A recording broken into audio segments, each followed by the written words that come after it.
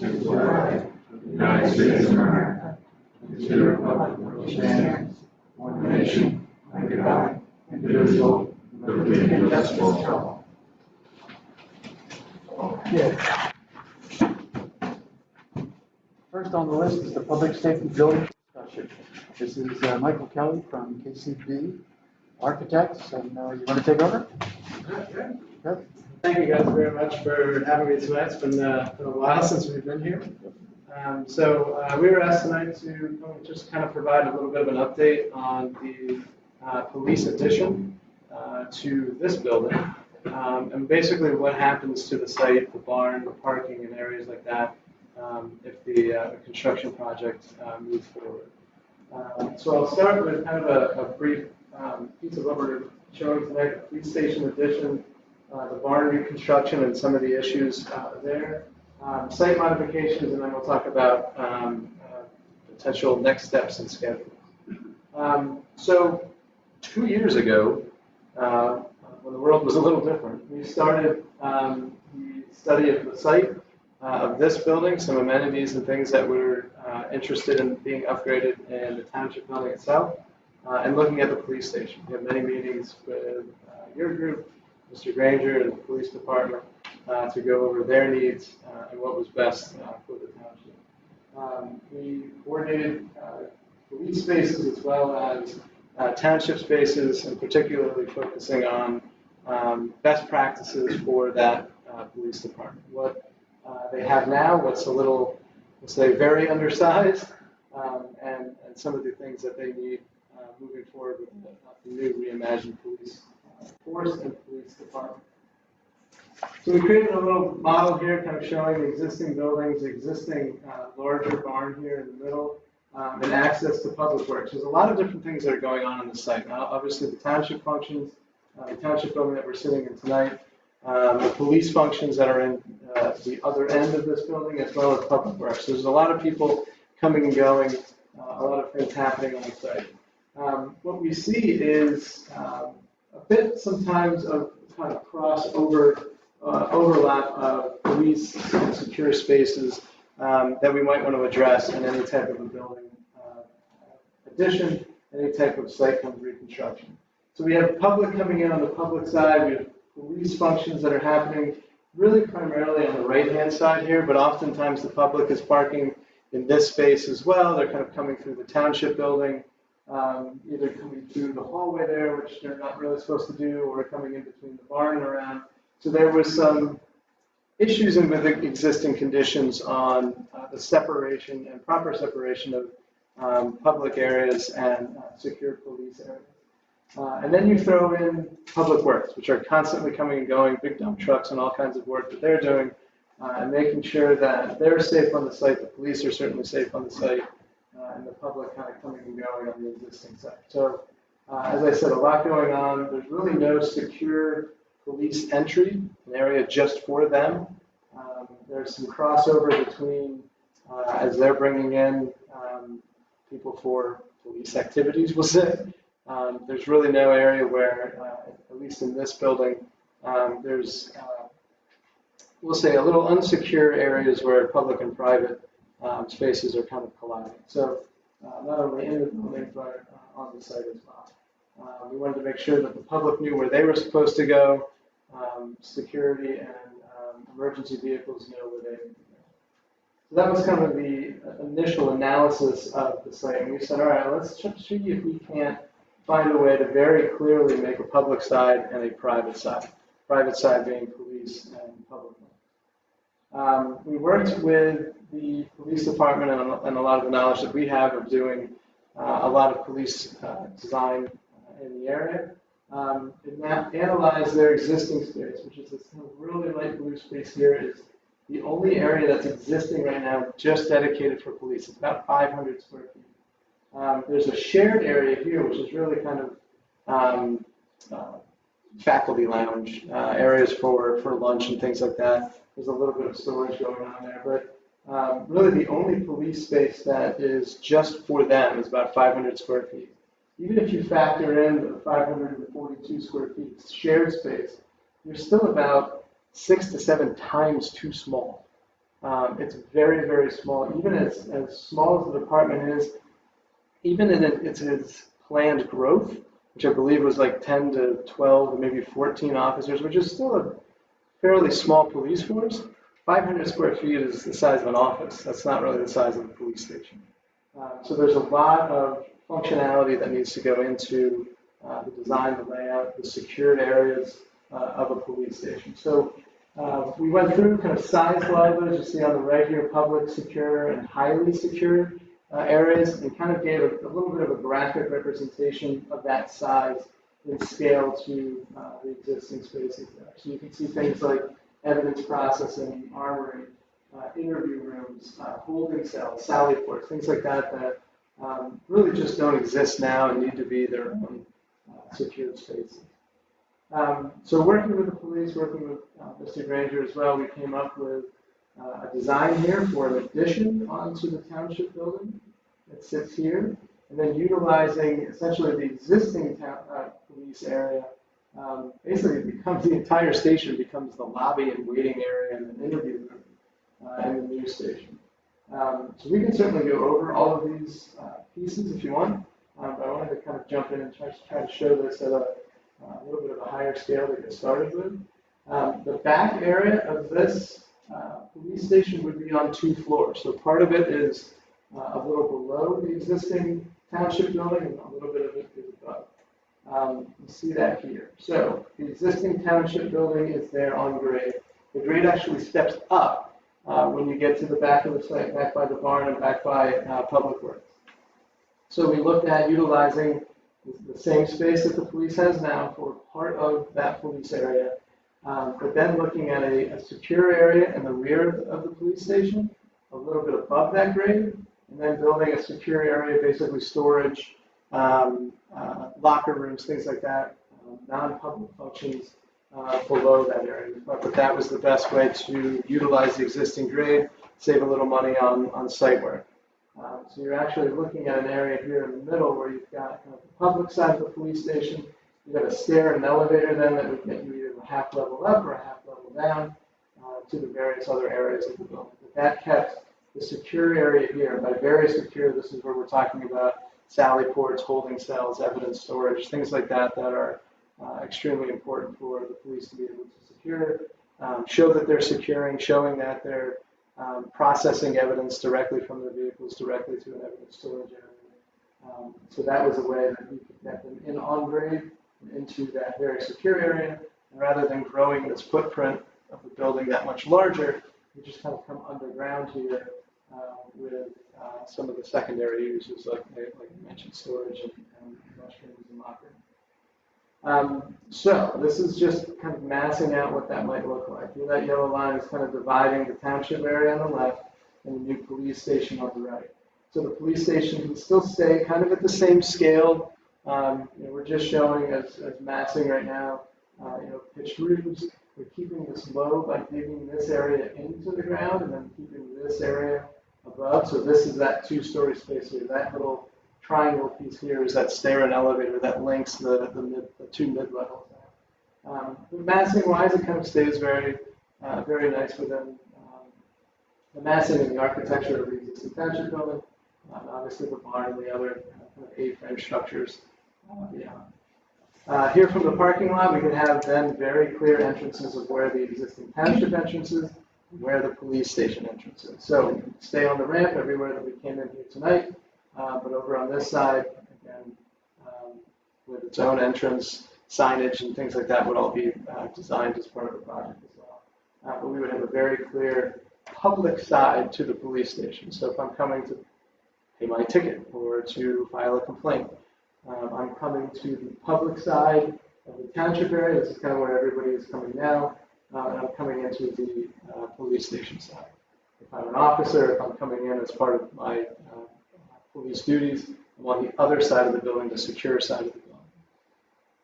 So here you can kind of see that there. You'd have the public site, and you'd have the private and public works entrance as well, and that can actually be separated into 2 spots where the police come in and come directly into their area, holding area, sally port, and public works would take a little bit of an outside drive around and back to kind of to their area. So even if the police need to leave very quickly and there's dump trucks coming in and out, everybody has a little bit of a separate way to go.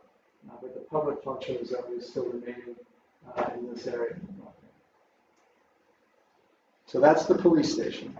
You can stop for questions, or I can keep going and just talk a little bit about the barn, and then we'll stop at the end. Just 2 questions to jump out. So the secure area of the police station that will be below grade, will there be exits out rather than just for the upper level? Yes. So by code, we're going to need to have stairs, exits directly out to grade and things like that. In a police station, we want to be careful how many doors and things we have. But we would have in this lower area here, we're showing kind of the mechanical space, locker rooms, janitor's supplies, things like that are kind of not your normal day-to-day functions, but certainly important things for police officers. So they can come in the morning from their secure police parking, come right down the stair, right into their locker rooms, get changed, get ready to go, come back up this stair, over this stair, over the elevator, and they're back into the kind of public side of the police area. Here's the squad room, conference room, the chief's office, sergeant's office, things like that that are kind of the day-to-day function. And then upstairs from this is where evidence processing, secure files, holding cells, sally ports, and things like that.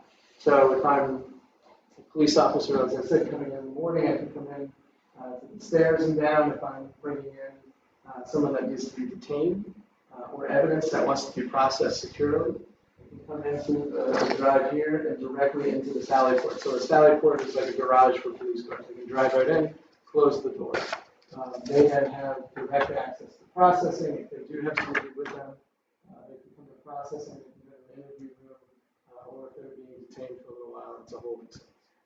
Thank you. Could you go back 1 slide? Sure. One more.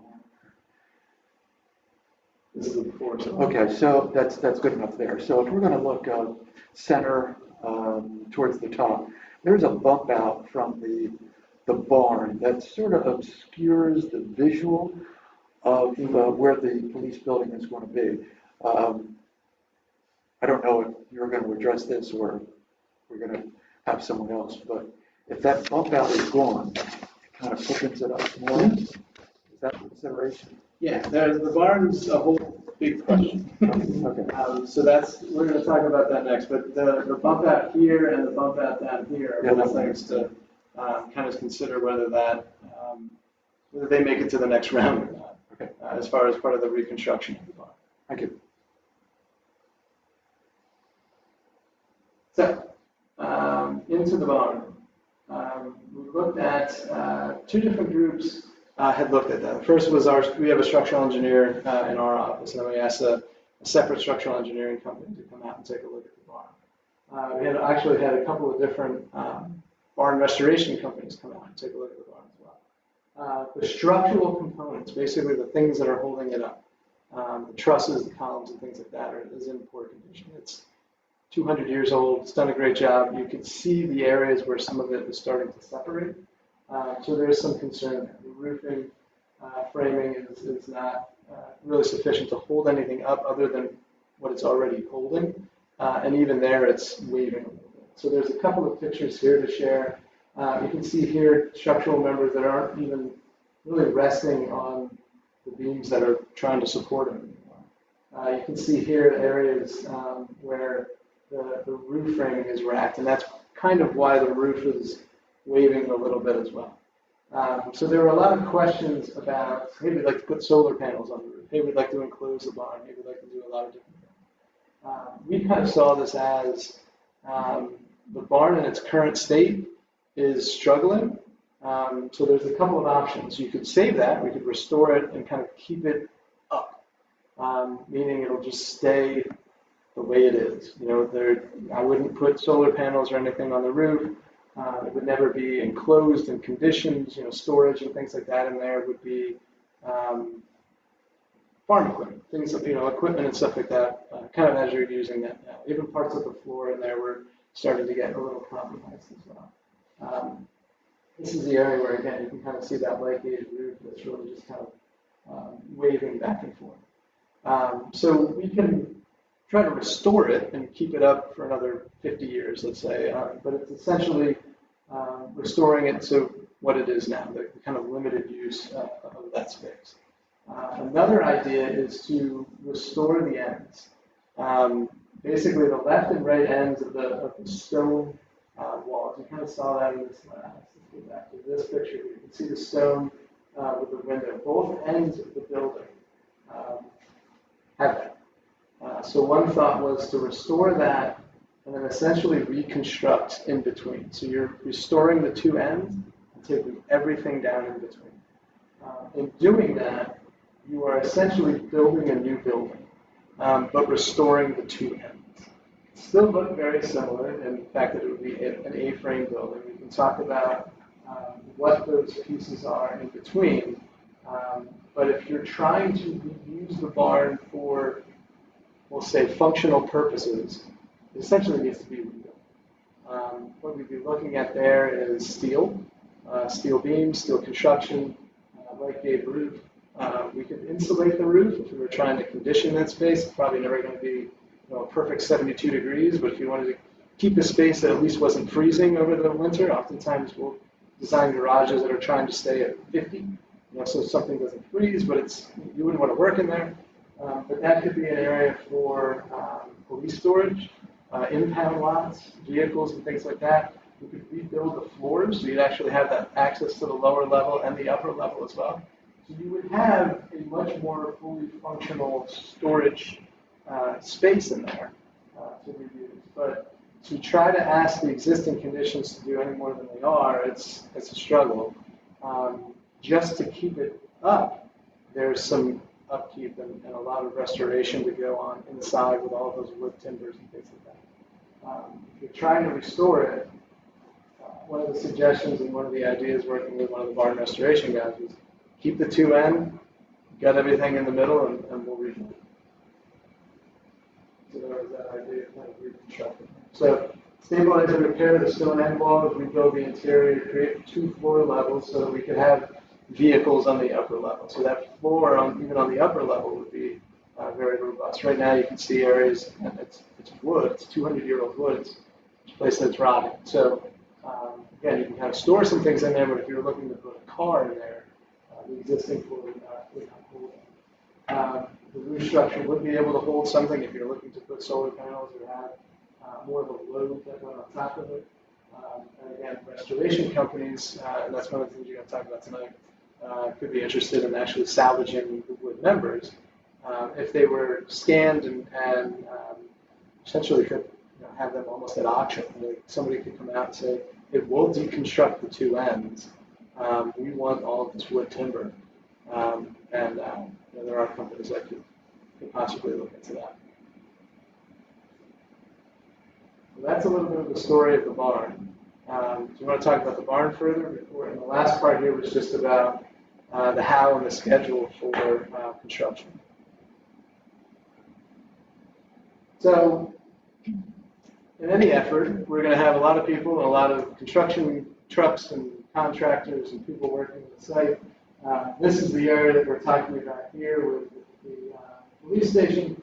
Obviously, the barn itself, if that is being reconstructed, that's a bit of a construction project. So all the things that we want to do long term, like safely separate public and private, we certainly want to do in the short term as well during construction. So we want to make sure that during construction we have separate public and private. For construction, maintain the carway for the public works vehicles. We obviously have to keep on going. We're going to be building more. Right now, this area is paved in here. So that's called impervious coverage, anything that's paved. So think about a raindrop hitting pavement, it's going to run. If it hits dirt, it's going to go into the dirt. So anything impervious, which is in here, would need to be accounted for if we're building on top of it. So we are increasing that a little bit. So one of the first things we're going to need to do is engage with a civil engineering company. You guys have some proposals that you're considering, because stormwater management is going to be an issue. How much do we increase that? We have this great giant pond there. Is that enough to hold even a little bit more? Obviously, regulations continue to rise. It may not be enough to even hold what you have now. Do you have an estimate about how much additional impervious coverage that is? It doesn't look like a lot. It's not much, but, you know, if it's 1 foot, 1 square foot, that throws you into an investigative area. But you don't have an estimate at this point. You're waiting for No, I'd the say- engineer. Let's say it's 1,000, let's say it's 2,000 square feet. Because again, most of this here is, let's say half of that is already I'd be impervious. And surprised. it's a 2-story space. Yeah, but I'd be surprised if it was 2,000. It's just that grass. It's just this little square piece of it.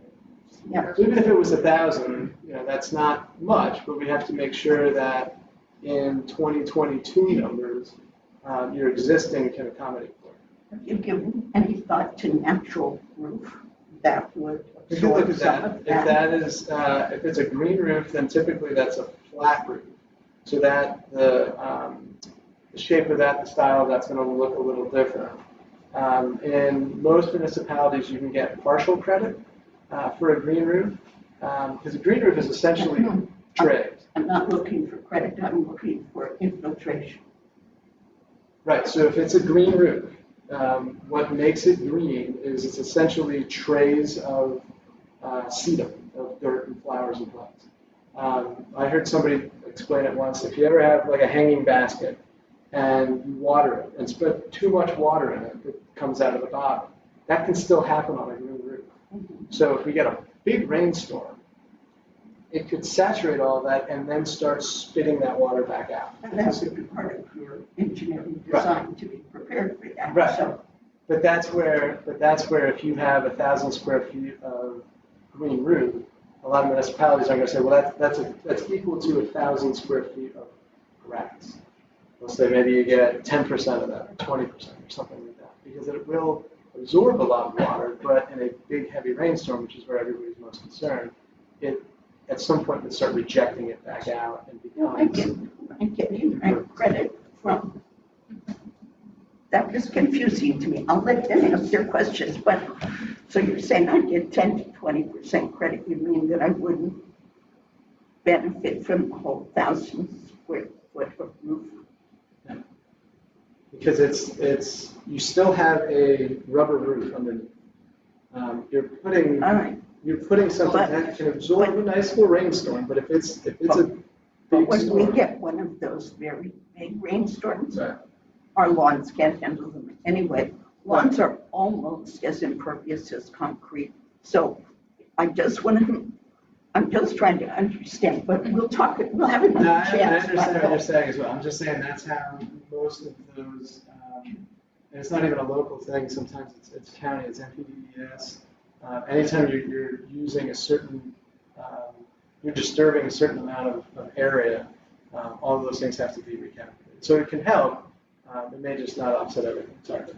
I just wanted to ask you, I don't believe there's any consideration of adding any parking there. It's going to be the same existing Yes. number of parking spaces. Or in the public area, yes. And again, that could be, if that was desired, we'd be adding parking here, which is fine, except now I've got to replace that impervious. Well, is there more parking in There's a on the large north side or parking just- area here, sorry. It's not public parking, it's for the police. Right. So yes, like up here, the idea there is that's for squad cars or staff cars. And then if they are impounding anything outside, they could sit there, or if the barn is designed to be able to take some of that evidence storage at that upper level, or even a car, which it could, that would happen up there. So the public area stays the same, but the official cars, the private officers' cars, and anything that they maintain would be up there. Or we're making room for more for the police station? Yes. Yes, so Do we just, know how many more spaces Yeah. we're at? I should go back and look, and then again, I would have to count that up later. So here we're showing 1, 2, 3, 4, 5, 6, 7, 8, 9, 10, 11, 12, and then that's the access in there. So, and again, that can be redesigned, we may be able to get a few more in there. Or a few fewer. So we are adding, so to clarify that, you're adding parking for the police, not for the public lot, that's back here. Or is that also Public Works, or is that a shared No. space there? That, It's this just would lanes? just be, there'd be a gate here, that would be accessed only by police officials. So has your firm had any experience with pervious pavers? Because they could be used in the parking lot, and then. Yes. I don't know if it's one-to-one as you would, let's say. So that's grass. not one-to-one either, Right, and it but at tends, least it would help. it could, but they tend to fall apart very quickly. We haven't improved in 20 years now. Right. So there's a lot of ways to try to offset, and to your earlier point, we're not adding that much. So the first step is to see, with the limited amount that we're adding, are we okay? We may be adding some of that back. So in this area here, if we restored the barn, the one idea was to take this bulk that's over here, this little guy, away. So there's a little bit that we may be adding back. So all of that needs to kind of be calculated in. How much are we adding? How much are we taking back? How much is the existing site able to hold? And again, it's as small as this is, and with the two-story piece of the police station, it's much more compact. It might be okay. And I think there are areas, certainly within the site, to be able to accommodate for any overage that we may need by that construction. Yeah, I think at this point in time, we're not using, the police department is not using 12 parking spaces, Yeah. just as a data point. But also what Bernie said about the pervious pavers, we know of nonprofit that's used it in their parking lot not being a place that has the traffic flow. You wouldn't want to put it on the way to Public Works, but they're not going to be going very fast through the police parking department. Mhm. So But don't cross it off at the Yeah, we'll list look at of that. possibilities. Yeah. Thank you. So this is kind of the site organization that we're looking for. Public, the construction area, and then Public Works. It does have to obviously maintain that operation. So just like they would drive around the construction during construction, we would maintain that access drive for them to basically drive around the police even after it's done. So on day one, we can kind of construct that road here so the Public Works can still get in and out. And then everything happens within that area for construction. That's pretty small. You're going to have construction vehicles. You have what's called laydown space where all the materials show up, but it's not ready to go up yet, so it's laying down. And you're going to have 50 contractors showing up at any given time. So that's a lot more to add into the mix. And a police department that you want to run, and essentially you're taking over that entire space. So a couple of ideas. One was to utilize the parking area here for contractor parking. Now, contractors are early guys, so that's, say, 7 to 4. So that may be something to consider. And again, this is just an idea, but it may be something to consider to say, hey, we'll give you this lot during the day at 4 o'clock. You leave, and everybody's gone, and that way after school, if there's games and the public wants to come to the site, there's all of that parking remains. But if we can provide area for contract parking, they have to walk a little bit, but it's not too far. But that's just for their vehicles, so that in here we have trailers and cranes and dump trucks, and actually the working vehicles that are constructing the police station. So that was one thought that was considered. Obviously, if we need any additional stormwater management, that's an area that we could certainly look to if we need to expand that a little bit. But again, we're going to try to minimize that as much as possible. So you put it over the pond. We either extend that or have that on the other end. That's why you have so much great stuff that's going on this site. We have to, one of the engineers who had worked on this site is very familiar with it. That's the one that we're advocating to continue with. Can come in and say, hey, the pond's great. We don't need to add to it. Let's not touch it. We can do this, this, and this, and now we're But fine. that is wetlands down Yep. at the stop sign. Right. So anytime that you're taking that away, which we would never want to do, you have to rebuild that someplace else, which can be very expensive. So that's the idea of trying to find something else where we didn't have to increase that. Yes, I hope you get creative on that. Yes. So in the short term, we were looking at the possibility of relocating the police department into trailers. What that means is essentially just office space. Yeah, you can probably have some equipment and things like that there. There may have to be some partnership with other municipalities. I know our municipality in Chalfont did this 2 years ago, where there could be some limitations of things that would occur. Things like holding cells or bringing anybody to be processed may have to happen someplace else, but at least the day-to-day functions, the office space, the public entity part of that as well, could be done in rented trailers. Then we might take this back area of parking here and say, all right, we're going to just cordon that off, and that's going to be for police. It will be tight during that, let's say, year when everything is being constructed here, but we really need to get all of this out of here while this is being constructed. So if the contractors are parking up a path here, we could add 2 trailers here and maybe just kind of designate those parking spaces there for township police vehicles and then staffing vehicles as well. But what that does is, again, allows us to maintain that here's the construction, public stay away, here's the public access. So if I'm the public coming to file a permit, I can still come into the township building. If I need to speak to somebody in the police department, I'm still parking here. I'm going over to essentially temporary facilities. And we can work with them on how large that needs to be, what exactly that needs to incur in size. But it could be as much as a year where they would essentially be out of the existing space with no access to the back part of that. So schedule.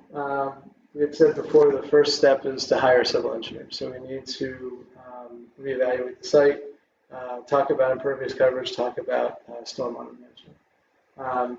We do have some proposals tonight for the 3D scan of the barn.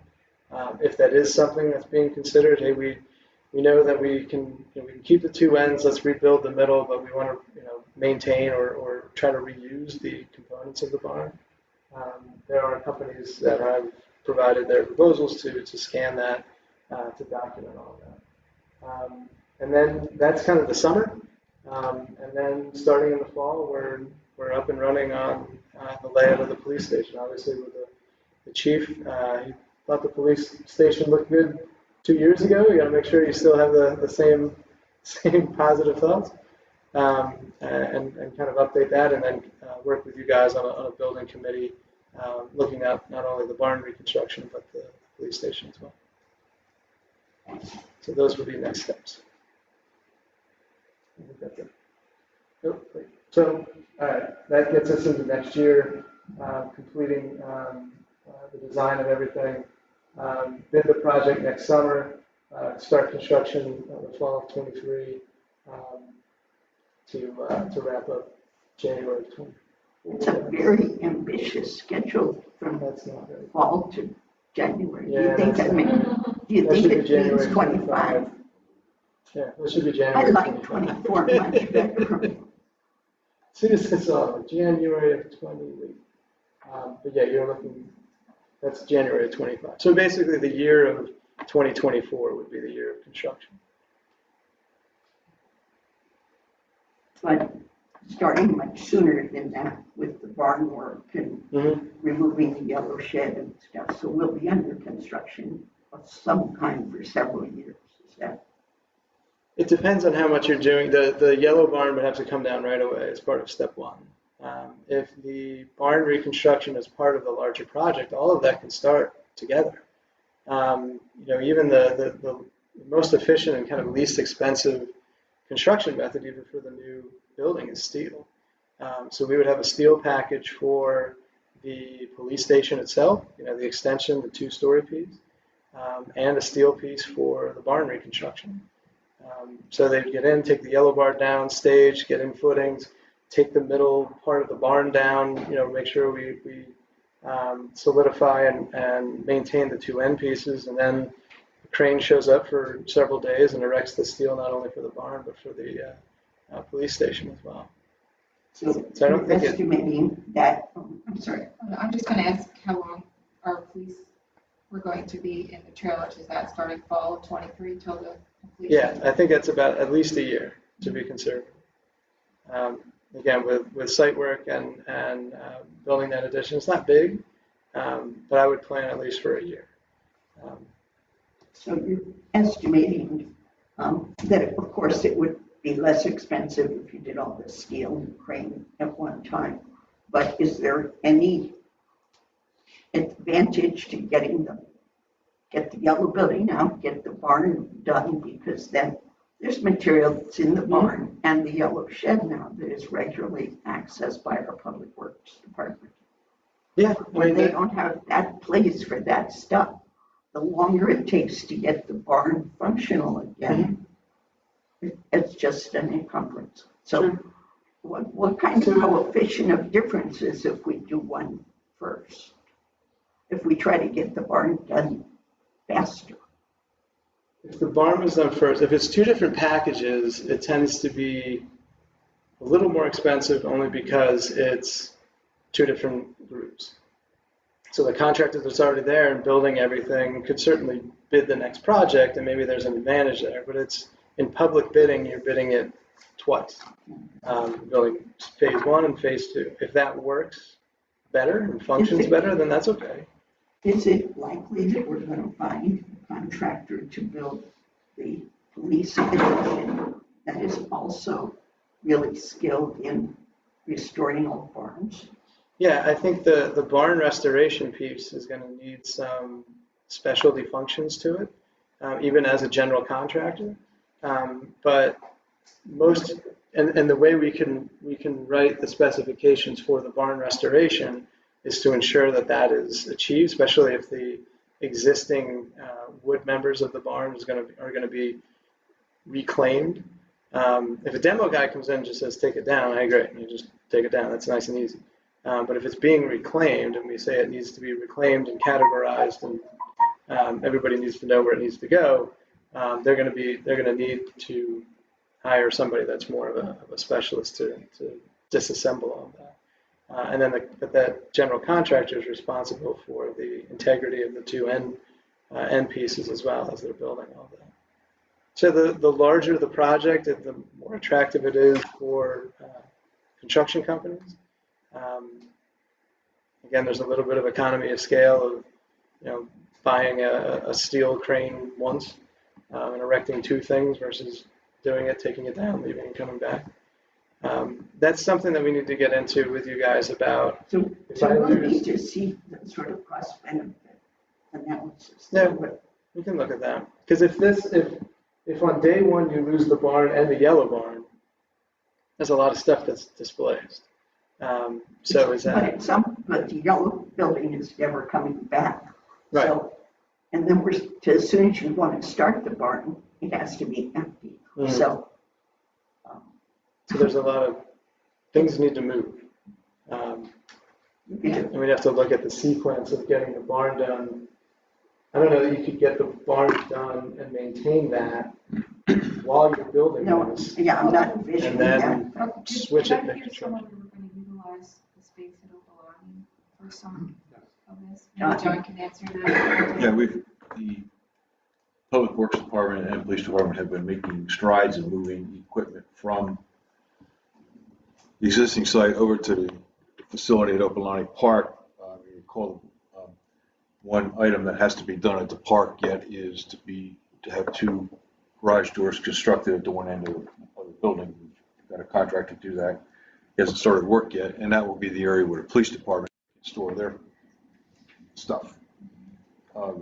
Public Works has moved pretty much all of their material that they had stored in the yellow shed over there. The mowers, there's some trailers, all that kind of stuff is over there now.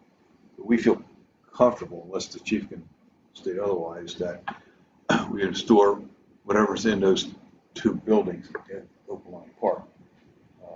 If we could just put the plows on the front of the truck so we'll be ready, so they won't have to. Yeah, go I could do there. that tomorrow. We can do that tomorrow. Okay, good. That kind of stuff is over there now. That would keep the snow away. So, That I mean, I won't think cover us. the chief and Mike Cook have worked pretty well together in terms of design, figure out what can go over there and how it can get there, what needs to be done in order to get stuff there. The police area is secured at the park from the highway department. So I think we'll be pretty okay unless the chief has anything to say about it. I mean, I'm pretty comfortable we can move those two things anytime you want. As soon as those garage doors are open, the police department move their stuff over there. And then I think the yellow building will be empty and the barn's pretty much empty now. There's some things in there, but it's immaterial. And that's a consideration if we can sell that. Yeah, if you want to sell it, you can, I'll let you know when it's available and you can put it out and bid and see if somebody wants to buy it. One of Send her the letter. several, the Amish guys that came and looked at it before, they'll buy it. The yellow mark, the yellow, Oh, Oh, you're talking so about yeah, I was talking about the wood in the yellow barn. Is it of any value to anybody? I don't know. It has been told to me it's a nice piece of recycled material. Other than that, I don't know. But I would be very cautious about doing a barn as a separate construction project because you have to stabilize the walls. And if the walls fall down, you got a problem. Whose fault is it? Is it the first contractor? Is it the second contractor? I would prefer to have yell at one guy as opposed to two. Reduce your legal expenses by 50%. somebody takes ownership. Yeah. You have to think of responsibility when you're doing this kind of a construction project. You want to reduce your risk. Having more than one contractor is a risky proposition. Because you won't have one contractor, you probably have two. You'll have a general and a structural engineer or a steel guy, and you have a general and a steel guy on the other building. So you'll have four contractors standing with you in the middle. All of them have their hands out. So you want to be very, you don't want to do that. I'm glad you're being here, John. Yeah, thanks. Let's see if our audience has any questions. I know. Carl, go ahead.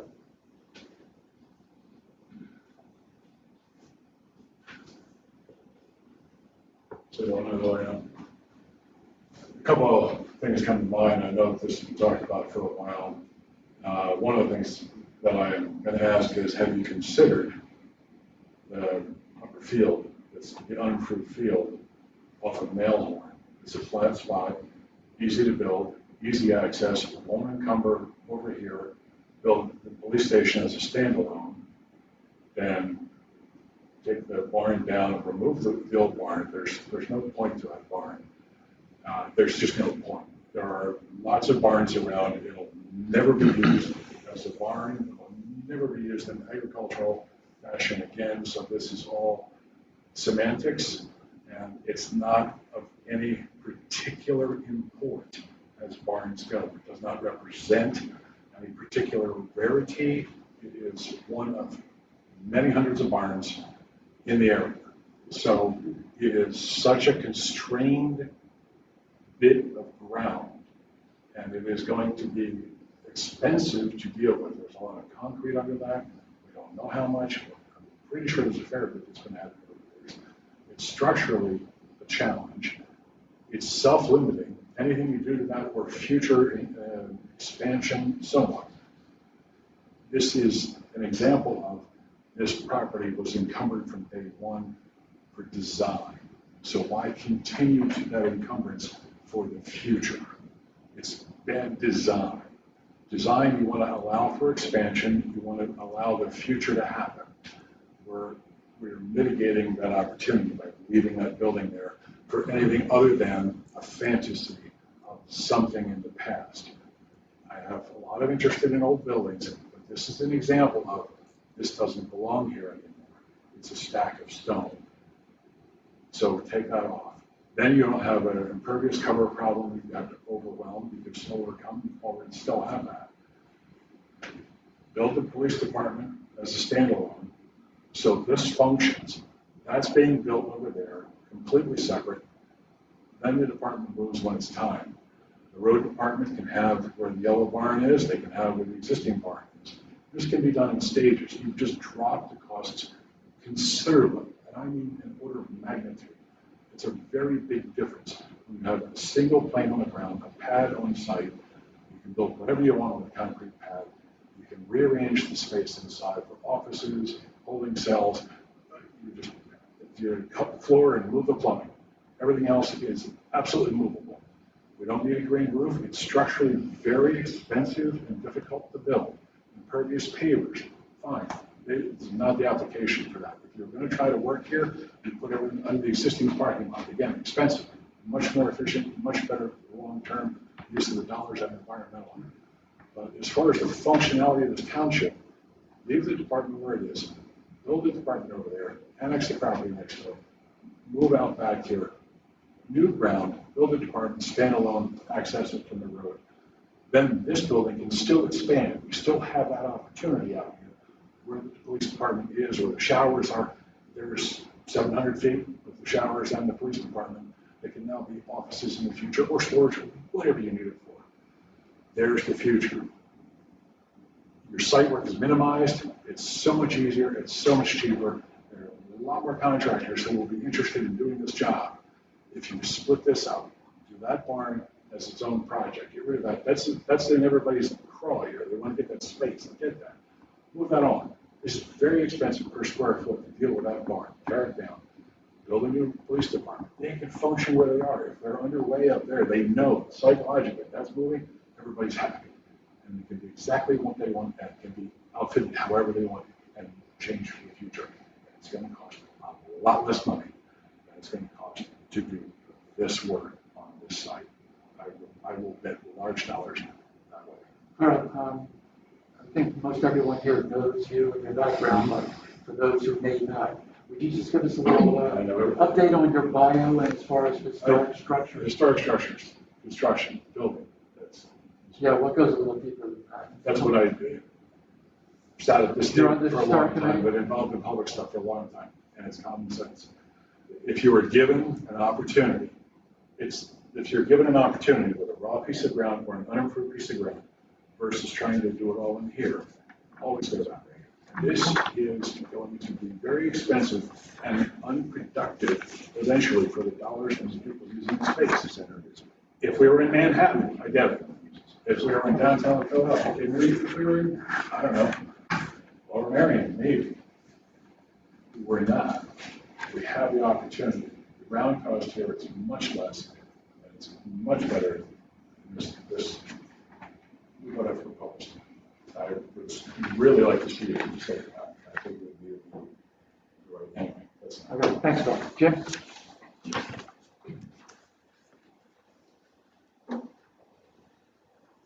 Jim Berge, Berkshire Road. Yeah, Carl took a lot of what I was going to say out of my mouth, basically. Sorry, Jim. But it's okay. But personal experience, I put an addition on the house. An old house, an old farmhouse, put a 1,000-foot square addition on. And I'll tell you, it cost me probably as much to do that as it would have cost me to build a 2,000 square foot or 3,000 square foot house, because it had to be, adapted into the old house. It had to be, there had to be improvements made to the old house before the new house could be constructed. There had to be some accommodations because we had to live in the house while the other house was being built and have a connection to it. So all that being said, it took a lot longer, and it probably cost twice as much as it would have to build a new house. So that was 20 years ago, and I'm sure things are even more expensive now. But personal experience, and I've had some experience building too, years ago with my father, who was a builder. And I know how to deal with some of these adaptations to old buildings. We used to work on old log houses and trying to make them into a modern house. And it's very expensive. It's much easier simply to knock it down, take it away, and put a nice modern building. Because once again, this is not, it's a historic site, but it certainly doesn't look like an historic farm anymore. So to Carl's point, the barn really serves that purpose, either functionally or historically. I think it should be knocked down, put a nice building there, or take Carl's suggestion, but be easier just to knock it down and put a modern, strong building there. It would take much less time. It could be gone in a week, and you can start new construction on the new building almost immediately. So that's fine. Thank you. Thank you, Jim. Yeah.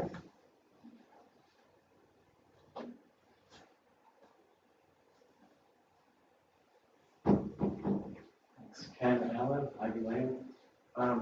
All good points. One thing that strikes me is, and something that really hasn't been touched upon, because I don't know architecture or engineering and logistics, and we're really challenged with the parking here.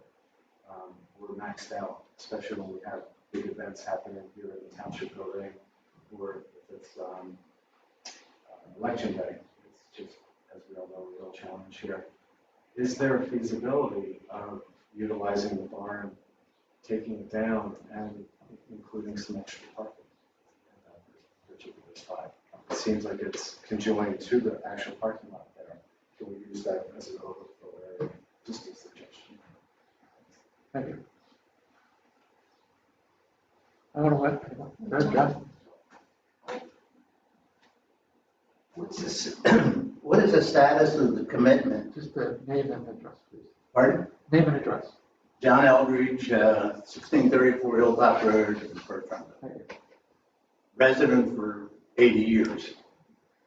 What's the status of the commitment to proceed with this project? Well, the commitment is there. We're going to do it. I don't know what you are looking for more than that. Well, I mean, I think, like, in my opinion, one step might be to say, if you had 6 police officers, you could get coverage in the township 24/7 with somebody on duty. And, but we have more police than that. I don't know whether we ever decided what our need was. And I know that with other townships like South Coventry and Charlestown, they have no police force. And it looks like we're ready to spend $5 or $7 million on something, on a police station, that will be bigger than the administration part for the township. Their space will be more than our space.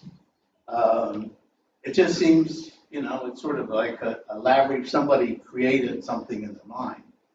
And I had said before, I think there should be some input from like some citizens committee, or people get together and say, well, what police force do we need?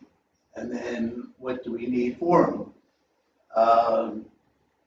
And I haven't heard much of that. I mean, it's a nice building project, and what floor space we need, and basement areas and all that stuff, but I haven't heard much about what the justification for a police force of this size. It may be the biggest police force in the area. And the other choices, some townships have joined together. I mean, if we're next to Euclid, if you're in Mudry's Corner, you might be as close to the Euclid police station as you are to here. And so it seems like we could maybe combine some of our functions with other local townships instead of having $5 million buildings in each township. There's some other reasons for consolidation. You might get more specialized police instead of having 8 basic policemen here and 8 basic policemen over there. You could have 7 here and 7 there, and a drug enforcement guy, and on. That might be helpful as these townships grow. John, I have to tell you that when I was a council person in West Conshohocken, that same issue came up. And people came out in droves. They wanted their police department. We were surrounded by Upper Merion and Conshohocken, who both had incredible police departments. And people, when they have their own police department, they have that specialized care, they want to keep it. They'll never let it go. So if you were wanting to do that, eliminate them, you sit in this chair, you propose it, and you can count your days. Okay. I wasn't going to say anything. Hi, Julia Brandell, 2472 Flowing Springs Road. So a lot of what Carl and Jim said, if the barn doesn't actually serve any real historical value or purpose, other than just being a barn and, oh, it would be pretty to restore it, I honestly think you should take all of that down. I don't like this plan with the police station right on St. Matthews Road. I think it looks horrible. Take all the space that you've got, come back with a new design with Public Works and a new separate police department that's not right on St. Matthews Road. Make the St. Matthews Road, make it look pretty. Make a nice entrance back to the police department, a nice entrance back to Public Works, but if you start from scratch without having to add on to something and you start with a standalone building, maybe they're connected, maybe, you know, Public Works has their space in the police department building, you're gonna end up spending a lot less money, and you can also make it look a lot nicer from the road. Because I think that this, driving down St. Matthews Road and looking at the backside of all of that secure and very secure, no windows, no nothing, I think it looks awful. Thank you. Now, I had asked about windows and, you know, apparently you can't do because of the security, Right. but we can make fake windows, so I don't know if that would make it look any better. I wondered about that. And this doesn't have, Julie, this doesn't have what we anticipate the final elevation will be. That was, but you saw, it was just like the boxes put together to I represent just don't want to something. drive down St. Matthews Road and look at this big long building. I'd rather look at a pretty building set back off the road. That's all I'm saying. Okay, Kirk? Kirk Reibel, Green Lane, West Vincent. There's a lot of talk about expansion of the police headquarters. In this, I don't see where there could be any expansion in the future for the administration. There's none of that available. Once you put a police station at the end, where can the administration expand to? I mean, in 10 years, we went up 50% population. Do that again in 10 years, you know, you're gonna have many more staff. So where's the staff gonna expand to? And I don't see any availability in this plan as to where they would go. Thank you. Thank you. If there's a citizen committee, I'd like to help serve on that committee. I think I offer a fair bit of broad range of skills, so I'd like to volunteer to be involved in that process. Thank you. Anyone else? Kathy, and energy questions? Since you are. I'm sorry, Ken was moving. Help Ken. Ken was coming. Oh, okay, no worries. Thanks. Hi, Kathy McDevitt, Barrington Lane. From the clean energy perspective, I think you can start with a new building, you can design it as green as you want, you can have like passive solar designs, all that. You can design the building to support solar panels. I mean, I love preserving barns, but I agree that it's not, I didn't hear that there was a purpose to keeping it. So from the green perspective, if you're just keeping it, try to prop it up and put the solar panels on it, I think they're, I don't know if you explored the other options, like it looks like the Public Works building has a huge roof. I don't know if that would work. Certainly here, and then if you design a new building, we can design it with solar panels and green design in mind. My perspective. Thank you. Thank you. Thank you. Ken? Ken Miller, University Trail. This is just a short question. How far down the road are you guys? I mean, you decided pretty much what you're going to do? Your paper and slides, that's it. No, I mean, in your discussions, have you decided pretty much how big of a police building you need, how big a storage buildings you need, things like that? Well, that's been predetermined, correct? And there are Well- certain basic needs Right. and, you know, square footage and such like that. So that is predetermined. Okay. How it looks, where it goes, that's still part Right. of the planning process. Do you have a projection on how big you think the police department will be in 5 years or 10 years?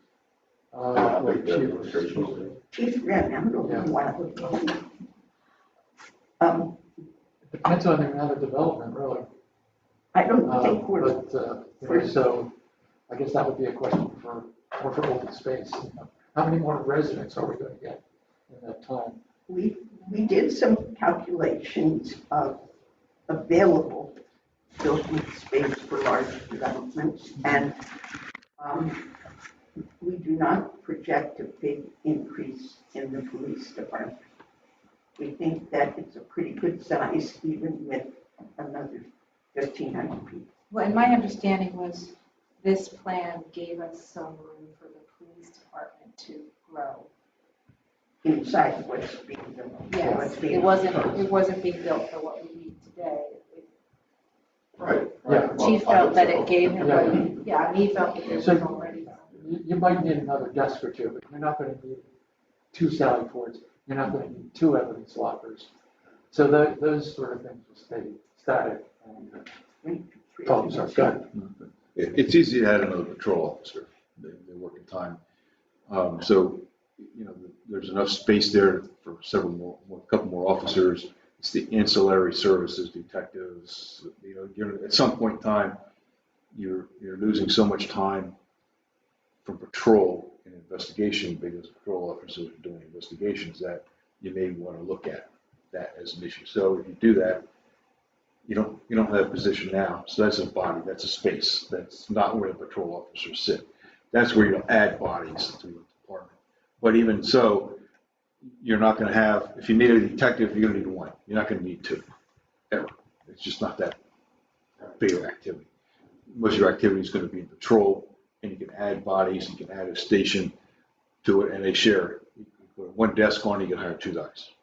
So that's like we're doing now. Yeah, that's what happens in this environment. So there's enough space to add some officers in there without cramming it. Be frank, honest with you, the demand here is not going to be, 6,000 men, it's going to be a struggle to make 10,000 population in the next 30 years. Unless something big happens. I mean, most of your activity is going to be in traffic and in the town center area. When that gets more fully developed with retail stuff, there'll be stuff happening there that isn't there happening now because it's not built. That's where you'll spend the bulk of your time. And in that fine print of that design of the administrative area of the police department, it showed a bunch of little offices. And one of them does say, like, forensic cyber detective.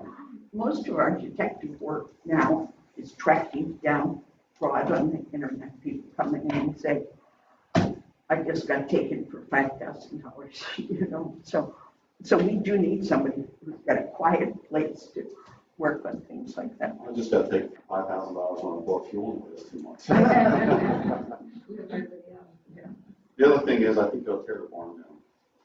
I don't see that there's anything to be gained other than some misguided aesthetic preservation that you're attempting, or we're attempting. It's not you guys, I'm not trying to say that, but you gain a lot of square footage on your place. Ken said about extra parking,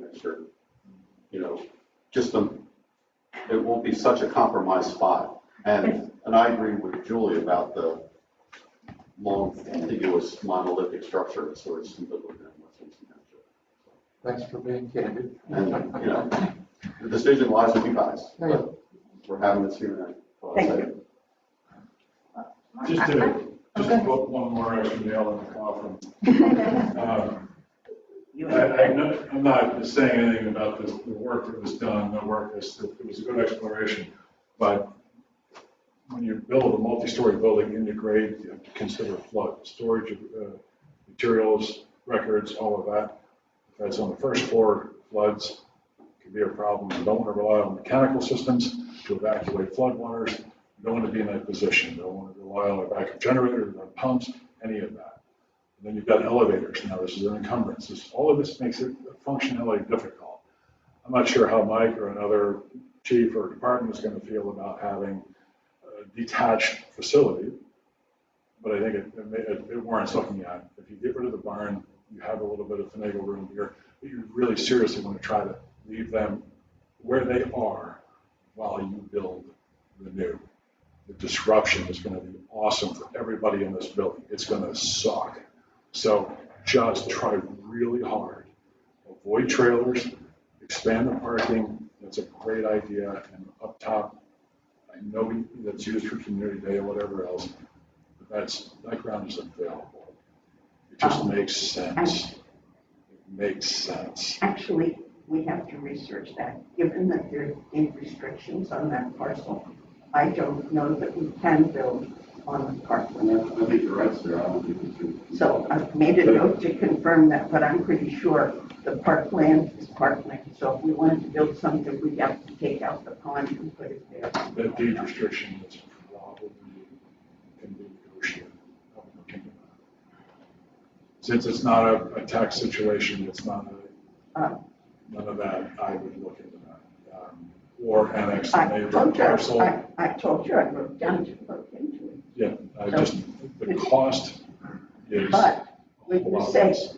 tear it down and put parking there, what we wanted for is 2 levels of working space, mechanic, storage of plows or mowers or whatever it is, a containment area for vehicles for the police department.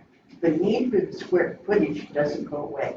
I understand when you say it costs less to build a new steel frame building than to restore the what's the right word, to stabilize the walls and put new structure inside those walls. But it doesn't mean that that suddenly becomes open space, because we really need the function that we're planning to put into it. It's open space that you can use either for parking or an impound lot for the police department or to park vehicles in for the road department. Did you hear me about storage?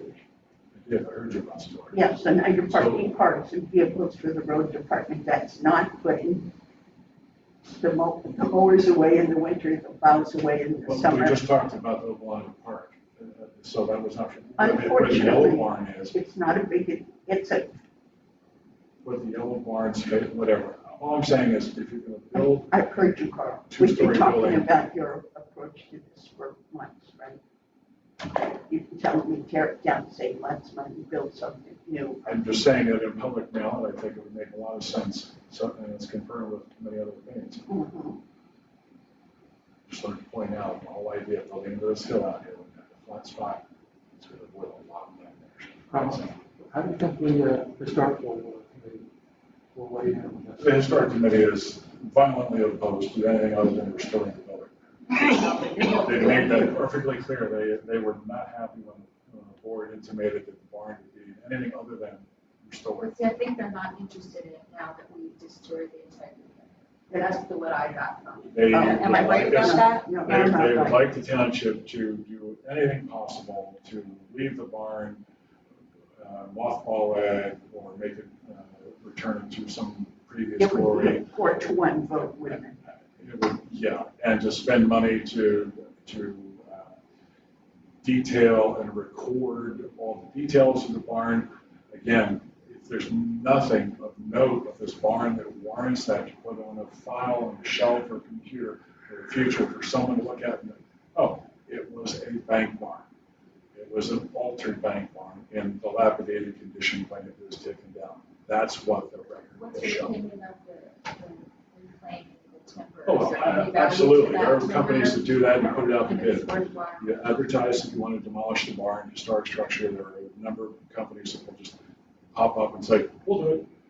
We'll take these, and reduce the cost or whatever, just put that out to bid. That's a standalone, it's much easier, much less expensive to run through that way than through a prime and they've got to add on there. Somebody comes in, takes that out, and then you go forward. That's going to be a simpler way to do that. And that gets out of your way, but it frees up that spot. Do whatever you want to do with it, but I really think it makes sense to just start over. Much. Thanks, Carl. A lot to think about. Anyone else? Hearing none? Okay, so let's move on to section, selection of firm to document the bylaws. Mr. Chair, I would request you postpone that until the July board meeting. We'll talk about that and the civil engineer at the same time. Okay. Anyone else? I just, not related to this project, but there's one announcement that either John or Kathy would like to make about concerns and comments being submitted to us about the Bennett McKee project. Dear Kathy, it's going to compile whatever email comments or concerns we get between now. Is it the 20th, Kathy? The 22nd. 22nd of July and she will compile those and get them to McKee. So they'll have a week to look at it and make sure that they're addressing most of those concerns, the public concerns, in their presentation on the 1st of August. So tell your friends, your foes, whoever, if they've got comments or thoughts or concerns. We don't need the rants. We're looking for the constructive things. And what is it that the community is concerned about? And we can hand this to the developer and ask them to be prepared to address it on the 1st of August. So as of now, keep your cards and letters coming in. Address them to office@westvincentTWP.org. Kathy will get them and compile them to get to McKee with at least a week before the meeting for them to respond to it. 22nd? Yes. Even because I know that there's a meeting of Chester Springs Road neighbors, as I'm sitting here looking at text message, probably next Wednesday night. Okay, so then that would be plenty of time for them to compile concerns and send them. Okay. So you're going to let them know? I'm Right texting at right this now moment. as we're speaking. Thank you. Thank you, thank you. Is your goal to not have comments that evening? Not at all. Okay. It is to not have so many Me Too comments, if we could forestall some of it by having the developer address some of the concerns right up front. And if he can't, we'll be listening to the questions. No, we want to hear the community's voice on this. Great. But, yeah, not trying to stifle anything, but trying to make the meeting as efficient as possible, because we said free-for-all, it could go very late, and we've never set up the coffee or bar in the lobby yet, so. I have to say, I'd be really interested to know how many of the residents out there feel the same way that the majority of this room feel about this barn, because, you know, I just felt such pressure that everybody wanted this barn, but I'm not hearing this anymore, and I'm just wondering if we're using this as a constraint that is not really there. I don't want to insult the people here, but this is not really across, no, you guys are not a cross-section of West Vincent residents. You're the choir, you're the people that come regularly, participate in a lot of things, and so I'm sorry, I like a whole lot of them, but they're not a representative sample. Well, how do we get that? Well, we tried. Because you go to the historic committee, and Okay. you know, that's a very, very small select group, and that's where the pressure's coming from, but that's where. Well, it's not just there, but I don't know how Vern is trying to adjourn this meeting. Do you want to talk about it? It's just a comment. It's no.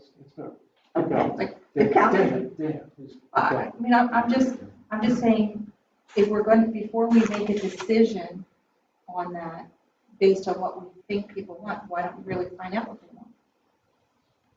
Yeah, I agree. Okay, can I now? Yeah. Part of what some of the people on the historical commission are considering is the Landscapes 3 preservation component. And one of the goals of Chester County in Landscapes 3 is the county's comprehensive plan. And it includes preservation of historic properties. And when they talk about it, they're not talking simply about an old farmhouse. They're talking about the context in which the building exists. Part of why, when all they left us was the John Ralston house over at the Bryn Coed Preserve on Flint Road, and took down the old barn and the turkey barns, you know, but they took down the context when they tore down the summer kitchen. They could have left that and stabilized it. So that's part of what the county's conservation goal for historic properties is, to maintain the context. So this is in line with that.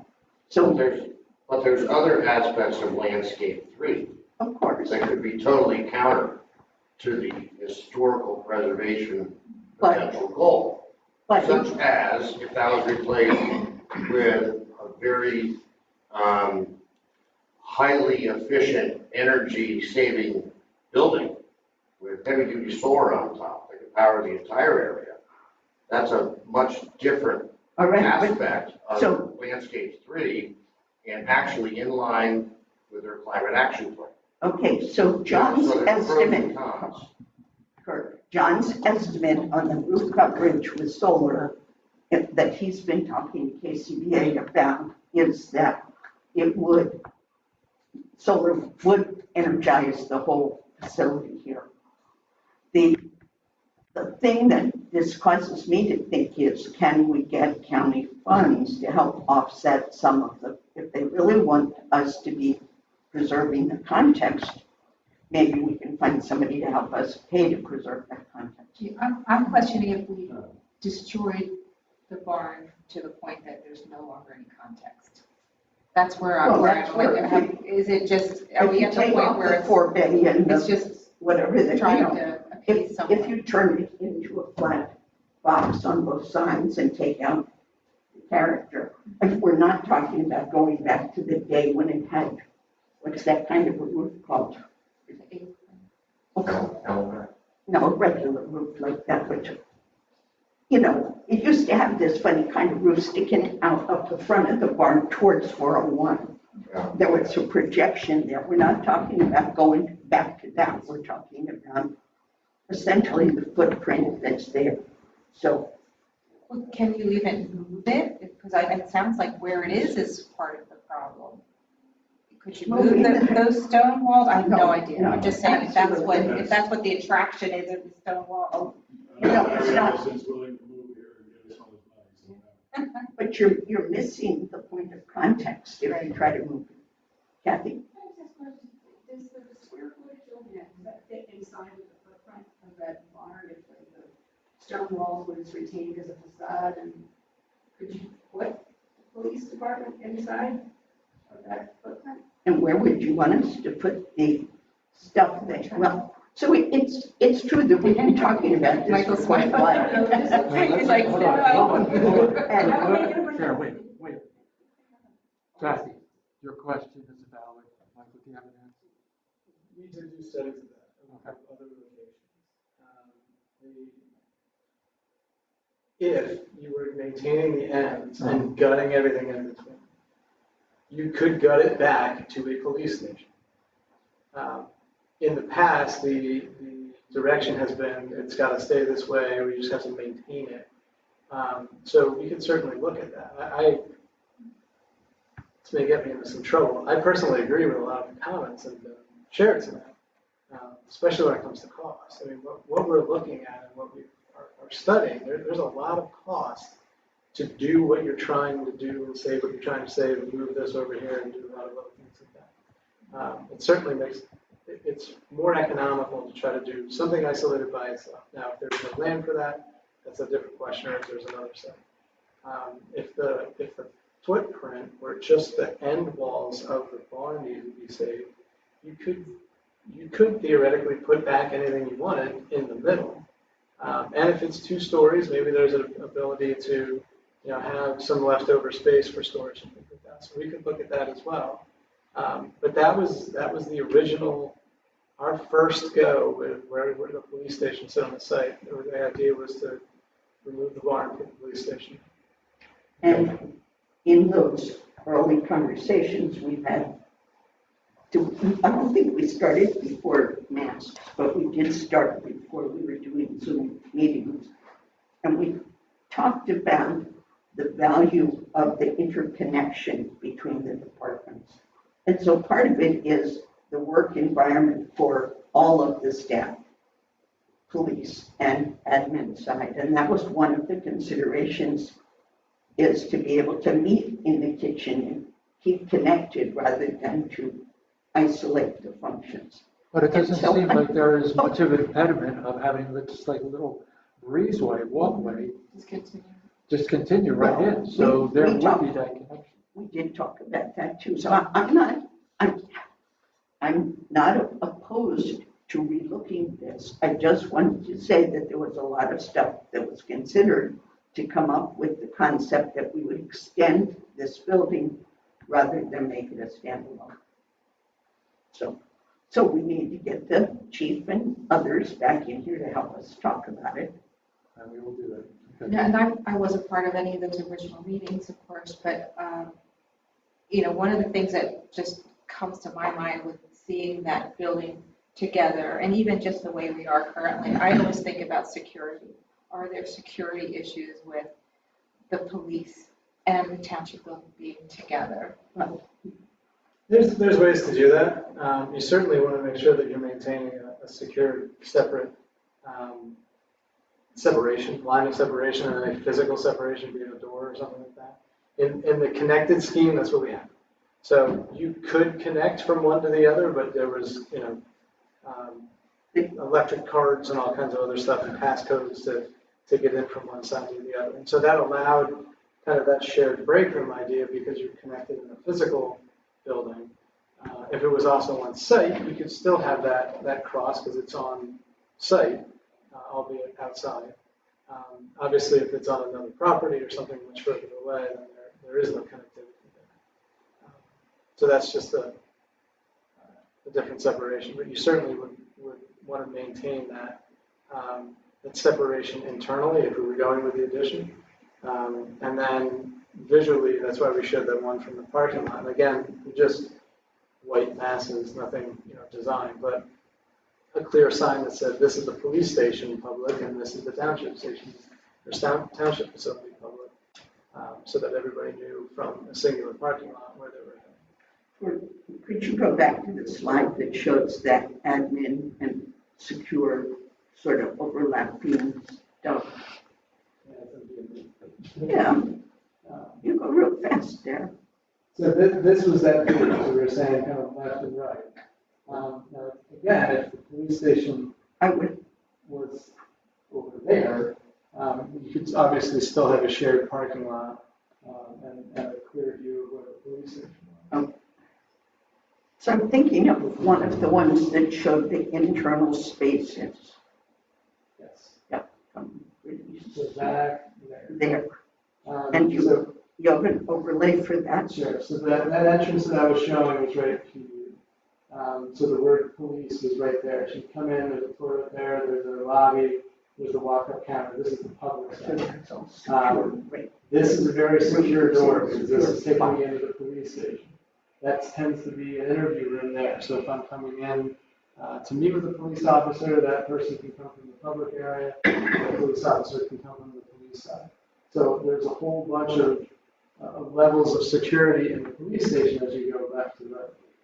Coming back the other way, this door here is that link between the township building and the police station. And that's a secure door. And that would be a secure door as well. So there could be that functionality. And it much improves over now where somebody who wants to talk to the police comes up this ramp and comes to the window and has to wait for Ruth to come out and take them back or a police officer to come out. So it is, we're solving some of the current issues with this space. So right now we're in this room here, and right now they're coming in here. If they go in the wrong way, they're coming in here and then kind of coming through this way. Michael, there's no right, that is the right way. That is the right way? Okay. The back door says not for public access. But this would allow with a separate entrance, this allows Right. for. It's not really ideal that we Functional see people separation. being brought through. Well, if it's somebody who's been arrested, they're coming in the back door, but if it's somebody who comes in and says, I think I just got my credit card ripped off at the gas station, they're coming in the front door to find out how to get help, so. The We kind have of bad cameras guys are always coming from the back. But to your point, if I'm coming to pick up my kid who was brought in through the back, that's happening coming out through the front. So that's It's not connected ideal. to the township or adjacent to the township or up the street. Again, there's a lot of examples of that. If I'm not mistaken, that drawing sort of keeps the road crew from using the barn, doesn't it? No, Because there's going to be a fence or a gate across the parking area. well, that's why I said we've got to change that. So the idea here was that the upper level piece to the barn was police, and then the lower level piece could be accessed from that lower level side. that little functionality is not anything I've seen on previous Okay, plans. It shows to me there's even less context for the barn. Hmm? There's less context for the barn. Why would a barn be there? Because it's right next to this farmhouse. Well, it doesn't look like a farmhouse anymore. Or a farm. Yeah, that's, Vehicle police station. that's shame on West Vincent, right, Jim? Well, it is what it is. Unless we tear everything down, then start over. Did you give any consideration of moving the road department off-site? Mhm. Okay, We looked at the Griffith property as an alternative. We didn't think that would be better for an ambulance corps, you know? for an ambulance? Um, What about the park building, that big garage that we're gonna be using? It's not that big a garage compared to the space we have here. And we are beholden to a natural lands conservation easement on that property. I feel like there's a little synergy between our police force, public works, too, Oh, yeah. having everybody close here. Yeah, good point. But those, I didn't realize it was going to be a gated parking lot, and that wall there, which apparently has got some elevation to it, that, yeah, that really screws up taking big equipment. It extends too far into the driveway to Public Works, just looking at it, because if you're going in there with your dump truck full of gravel to put in one of the bins and somebody's trying to come out with the grader, we might as well knock that wall down before we build it, because it's Well, going to we can't do happen. that. We can't do that now. It's the purpose of why not to do that now. We don't want to create encumbrances if we don't have to. And really, the only access that that design has at this point is the gable end facing the western sunset on the end of the barn for the first floor. So for the road department, that won't work. From a functionality point of view, it's too small, too short, too narrow. Oh, but I'm just saying. as this far as- isn't, so last time, I wish the chief were here. Last time I was out there with somebody from the historical commission and Mike, we were talking about the upper level would be for public works and the lower level would be shared space, keeping that animal control in there with some amenities like running water and heat and, you know, flush toilet, maybe, something exotic, and some environmentally controlled space for storage of records that have to be kept for a long time. And so it would be shared space for storage of some materials for police, putting vehicle impoundment or whatever. But it was that the lower level would be accessed from this parking lot right here, and the upper level would come in. So if it's a 4 bay on the parking lot side, is that a rear bay off the other side? What do you call the shed roof that comes out on the bank barns? Sure. The shed. Yeah. So you've got the ramp to get up there. So if you're trying to get into that level, I don't know why you would take the shed down because it's all part of the existing. It's great issues. This gets complicated from a building point of view. If you wanted to use that space, you could do it so much easier. I've heard. So that, whoever uses the first or second floor, either way, it's going to be unfriendly. It'll just be, from a functionality point of view, unfriendly. I just want to ask, I understand the need for the Sally Port. It just looks really large. How many cars does that hold? Or what is the idea that some cars be parked there? Or is it really just to bring people in, shut the door, and get them out when you come out Yeah, this again? is the It just Sally looks Port really there. big. So what you're trying to do is get at least 2 cars. Sally ports don't want to be your residential garage because obviously there needs to be a substantial amount of room between an officer opening the door and an obstruction, either another car or a wall. If you're taking somebody out of the car who doesn't want to get out of the car, you need a little bit of space. So they tend to be wide, so that you can get things in and deep to be able to kind of record that and secure. How many times have we actually had the need? Couple times. Sally Port in the last 5 years? Can you get a number? One? It's a couple times. The problem is, if you don't have it and you need it, you're in a problem. It's all about security. Security of the officer, security of the person under stuff, and junkie public. Right now, you gotta get somebody out of the car in public, walk them down the steps, down the highway, and into their building. There is all kinds of availability, or somebody come up, smack the officer upside the head, and get his buddy out of jail. You get him into Sally Port, that can't happen. Parking lot with a fence. Right now, you're nowhere. Right now, but in this one, you can close that fence. You want somebody's gonna come up, jump the fence, and then hack you in. Never know. Listen, I mean, One of the things we were asked to take a look at was, if the police station is enlarging to become certified, the station needs to be certified.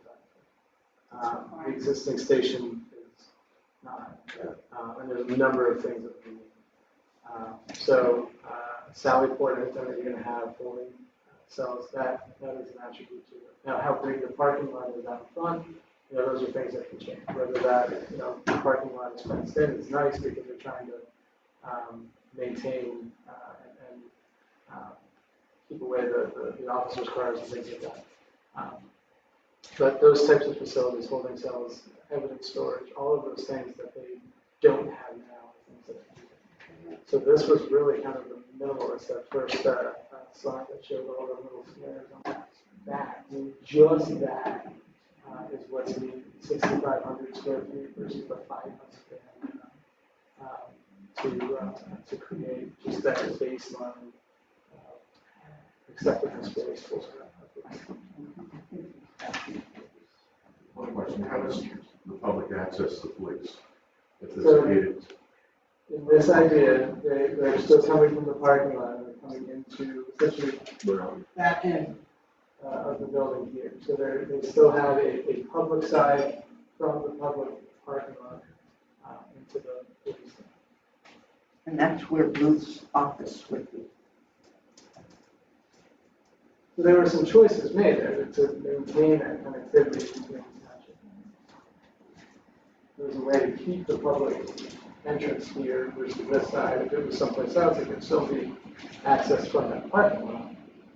You could still have a public side and private side. how often do people come in on average to talk to the police? A couple lot of times. a lot of us want to know how needed is this larger police department? And a lot of us, I think we don't know. Your turn, John. Seems fairly excessive. The officer get there, I would say once a day, on average, somebody comes in and wants to talk to a policeman. Where's, That lobby's like the size of this one, that serves 6,600 people. And it's just over there, so it's a large lobby for one person to take. It's just, Part of that here is getting them into the building. So this is the lobby there. yeah. That's the secured counter, because again, that has to be secured as well. There's a back door for the receptionist here to get out in case someone becomes unruly in the lobby. And then this part of the lobby is really maintaining that connectivity and getting over the And those two little rooms, one of them's a interview room and the other's a restroom. Right, so you'd have an interview room here, so again, if I'm coming in, I can make a statement, I'm not into the police station, there's a private interview.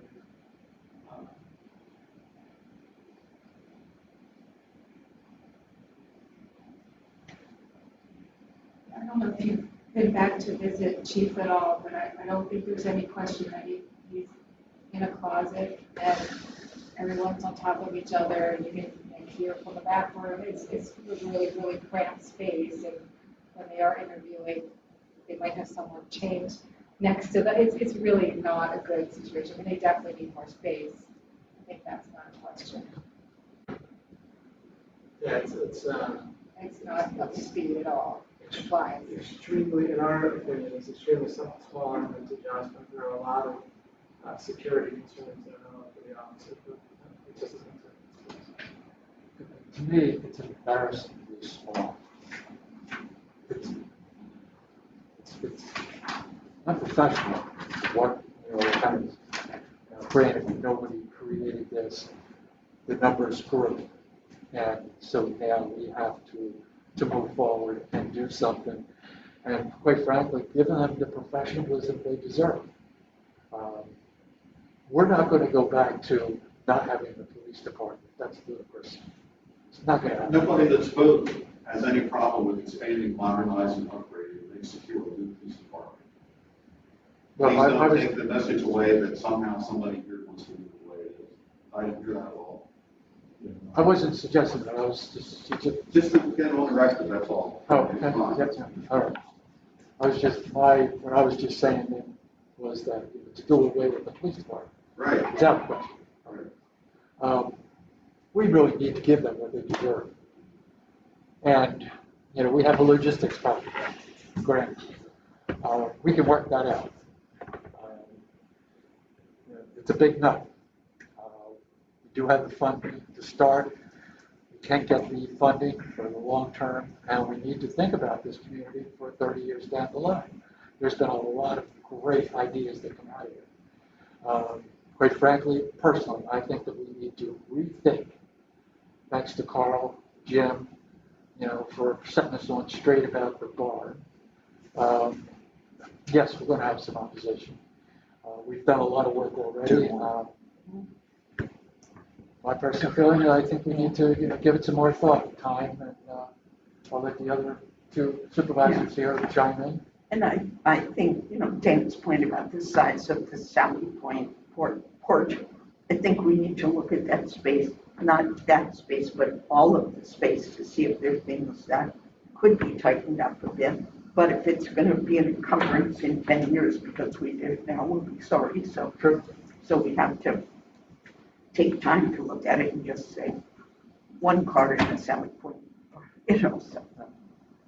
I'd love to see a plan that utilized the remains of the barn as the police station. I think that sounds very interesting. I mean, I'd like to see if it works. Doesn't mean we have to do it. What do you mean by remains? I'm just curious. Well, the ends. So Stone walls? we're talking about just, so we have the look of it and we started over and we built the police station out of that and then brought a breezeway or something that brought them together. That makes sense. And I guess appeases those folks who feel that they just don't want to see their barn go away. Okay. And it also would take it off of the main road, because I agree, that was my first thing, I looked at, it, like, whoa, that is one ugly building, but I guess we're not done yet, That's the way I looked at it. From a building point of view, you're gonna, anybody who's concerned with green, you're just gonna have a stone edifice that will function in no way for the building itself. So you now need you need to build the building inside that stone. The stone is not part of the building. There's the insulation, the moisture, just everything. The stone is not structural, so you need to stabilize the stone, include it in the building somehow, but they are just like paintings hanging on the wall. They are in no way a bonus from a building point of view. They are environmentally a detraction. They are economically a detraction. So saving those two gable ends are very expensive for a little bit of a wall hanging, if you will, on the buildings. I appreciate what you're trying to do. Believe me, I do. But this is one of those situations where it's just not relevant. And we can get a lot more done in that same space. We aren't following the constraints of that shape on the end, which is what you're going to be doing. The roof isn't going to go any higher, it's not going to go any lower. That doesn't work. Leaving a wall stand without something holding it up, it's a death trap. This goes on and on and on. It just doesn't make sense from a building point Jim, wait a minute, Julia was going to say. I just wanted a few comments here. So what I had said before, take it all down, put something nice, a standalone building.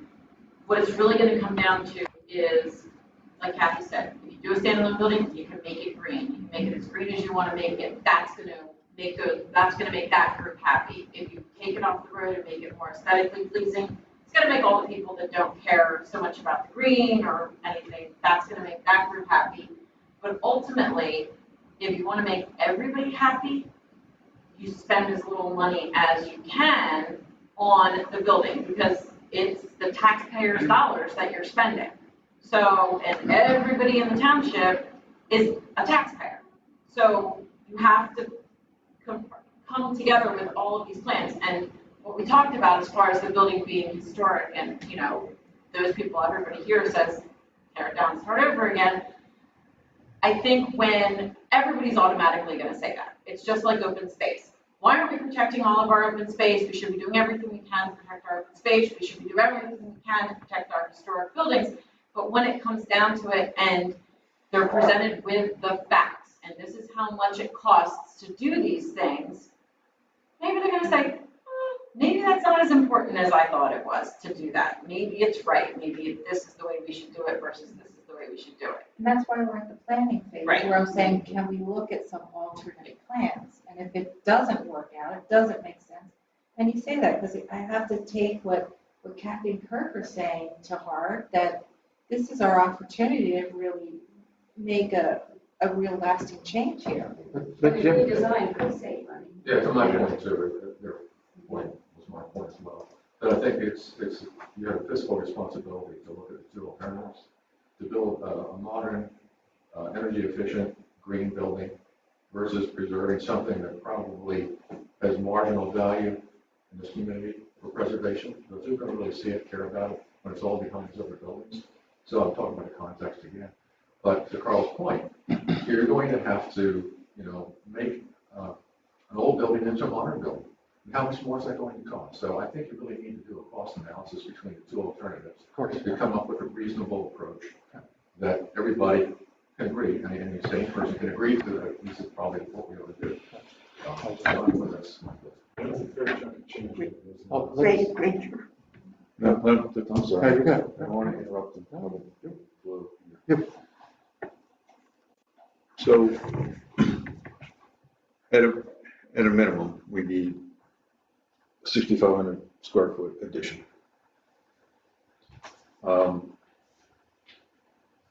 Judging from the conversation, especially as it unfolded in the last 30 seconds, do I have some authorization to work with the architect to develop a scheme without the barn and cost both out? Yes. So at some point, I'll we make have a Well, it's conversation. not a business meeting, so we would just give you a consensus rather than a motion. Yes. Right? Okay. So- I agree, John. Right. Thank you. I would agree, we should explore that. All right, thank you. Not that I'm an architect, but as we've been discussing all of this, with everybody's input, I envision something else that I'll share with you later. You tell me if it's not going to work. Is there- I know I understand what you just did. Is there any chance that there's going to be a committee comprising of some public members or non-staff members? Is that going to, because that is the time before you spend the money having professionals. This is the design. committee. This is the committee. You are the concerned citizens who have come out and voiced opinions, have given us ideas, and quite frankly, I'm really grateful that you have, because I've kind of changed my way of thinking about this, and I'm not going to speak for Sarah and Dana, but this is the committee. You're part of it. Now, this is a single public event. It's not. It's a single. If you want to come for the next one, come for the next one. What I'm trying to do is not spend the money on the professionals unnecessarily. I'm trying to take advantage of the experience in the room to avoid those. I understand the impetus to want to get this going. I get that. One or two meetings done, that's all I'm trying to get at. Or you offered to give us on this again? I'm trying to, You want direction. I have a fairly good idea here. This would be the sixth public building I've built, so gone through this process a couple times. There's some landmarks here. You have the parking lot on one side. Go back to where the barn, picture of the barn, the site. You're talking about taking the police station and turning it 90 degrees, right? That's a design, that you're done. So now it becomes the details. And the details are, to what extent are you going to add parking? The highway department really needs an equipment storage facility. Can you locate it to the upper end of the building so that you can make use of the roof for solar panels, but it doesn't need to be heated, it can be open-ended, they can just pour stuff in there and take it out. That's where we're at. That's the design consideration. I think we're done there. It's just a matter of, and then what's the courtyard? And it's the courtyard and a public entrance into the police station. That needs to be of primary design consideration for the turn. Quite frankly, there was a passing comment about synergy. I really like working and having the ability to reach out and touch the chief of police and the highway department. It's important to have everybody in close proximity because there are times during the day and during the week where the three of us have to have a conversation. It's easier to walk 30 feet down to the police department and call Mike to come in, and the three of us can sit and talk for 30 seconds and make a decision needs to be made, as opposed to finding out where one guy is and the other guy's up on the hill. I think it's very important to have that synergy of the three of us close together. So I think, from a design consideration, take the yellow building down. It's a very nice looking eyesore. And I think, trying to figure out how you're going to manipulate that part of the site is going to be an interesting conversation. You just leave it grass, or can you do something interesting there? Again, I don't know.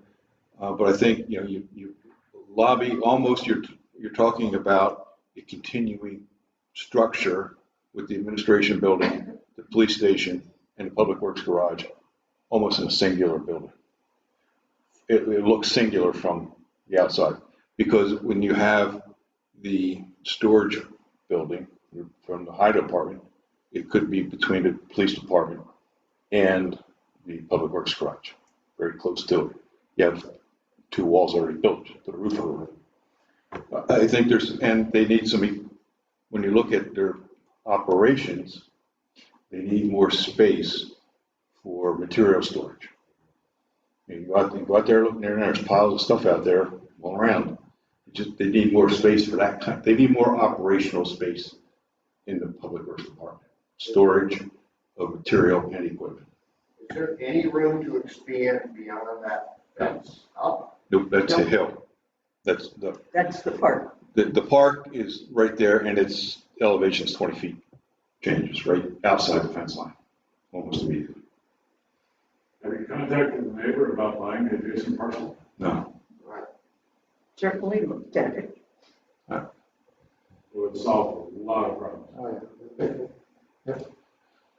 But I think, you have an opportunity, I think, really create a really nice facility. The police station's turned 90 degrees, and you use the courtyard function there, and you can add a few more parking spaces there. Courtyard. Yeah. I should have brought my laser pointer. John, when you say move it 90 degrees, to the left or to the right from where the barn is now? Straightening it out. Straighten it right in that. Right in there. Yeah. Okay, yeah.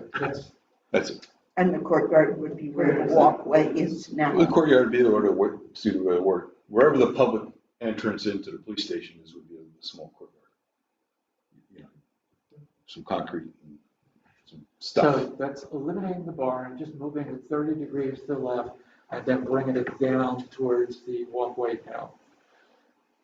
Again, it's where you want to slide the building. Right. Do you want it closer to the road, or do you want it further away from the road? And I don't know how long the building would be if it's 6,500 linear feet as opposed to, what's the dimensions? That's a key element here, is how's the dimension? You want one hallway down the middle of the building. You don't want two hallways. So basically taking what you added onto the building and just There's putting kind of it standalone. yeah. And just a second. Yeah. And And if you're really looking at that, you could be working on not adding to the impervious coverage. It's possible. Yeah. Okay, Julia. Well, I was just gonna say, if you flip that whole thing and you make it a right angle, from St. Matthews Road, all you're going to see is going to be the end of the building, which if you do a courtyard or you put maybe even some sort of atrium or something there, that would look really nice Right. facing St. Matthews Road. Like that's, We'll get a mural painted on it. mural painted on, just something that looks. It'd be Different attractive, from yes, the yeah. road. Because you're not gonna see, like, if you have a big long building going all the way, Right. running perpendicular to the road, attached at that corner where the No. current police department is now, you're not gonna see all of that, like, I mean, from 401 you'll see it, but you're not gonna see it from Yeah, anywhere. And I would talk to the architect. I really don't like linear buildings, so I would ask them, can we build it offset a little bit? So you're not So looking like the at, angle it is right now. well, but you're not looking at a straight line. You're looking at an offset building in some cases. There's some shape to it, some depth to it, especially in a public's view. I mean, if it was modern within the same envelope, Right. it certainly would be 3, maybe 4 stories high. No, you want one level. You don't want an elevator. I don't want to maintain an elevator. Yeah, well, you had one of the first time. Well, yeah, I didn't really care for it. Yeah, well, Always afraid to get When stuck. you're at concept and you're getting feedback, you put the elevator in. So you're Yeah. but the way it is now is that there could be a bottom entrance there, and then in the back, that is kind of a top, it's the bank barn. So the bank up there, so you can almost. If you have, for it in there. if you have a building that has 2 levels, you have an elevator. There's no getting around it. Okay, so you want to figure out how you build a building on a pad, like Carl says. You want it straight, you want it flat, you want it simple. A single corridor down the middle. If you have 2 corridors, then you're wasting space. So you have a single corridor down the middle, both sides, and you're done. Sorry to do that. Was the elevator the ADA compliant? You have to have the elevator. You can't get around it. I'm sorry. Okay, we're getting on near 9, so, Yeah, it's supposed to be home. yes, exactly. Motion to adjourn, So moved. all in favor? Aye. Okay, we're adjourned. Thank you all for coming. Thanks for your input. You have the floor. I'll let my- No, I guess never.